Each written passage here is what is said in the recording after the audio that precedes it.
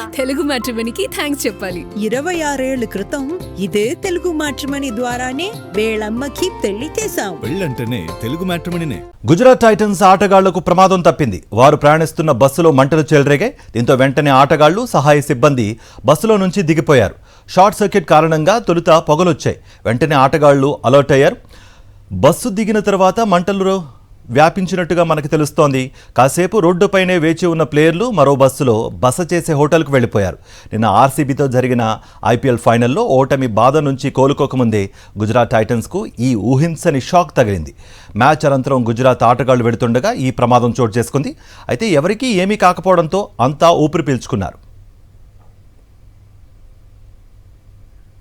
Gujarat Titans ఆటగాళ్లకు ప్రమాదం తప్పింది. వారు ప్రయాణిస్తున్న బస్సులో మంటలు చెలరేగాయి. దీంతో వెంటనే ఆటగాళ్లు, సహాయ సిబ్బంది బస్సులో నుంచి దిగిపోయారు. షార్ట్ సర్క్యూట్ కారణంగా తొలుత పొగలొచ్చాయి. వెంటనే ఆటగాళ్లు అలర్ట్ అయ్యారు. బస్సు దిగిన తర్వాత మంటలు వ్యాపించినట్టుగా మనకు తెలుస్తోంది. కాసేపు రోడ్డుపైనే వేచి ఉన్న ప్లేయర్లు మరో బస్సులో బస చేసే హోటల్కు వెళ్లిపోయారు.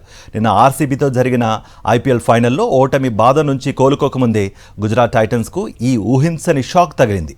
మ్యాచ్ అనంతరం గుజరాత్ ఆటగాళ్లు వెడుతుండగా ఈ ప్రమాదం చోటు చేసుకుంది. అయితే ఎవరికీ ఏమీ కాకపోవడంతో అంతా ఊపిరి పీల్చుకున్నారు.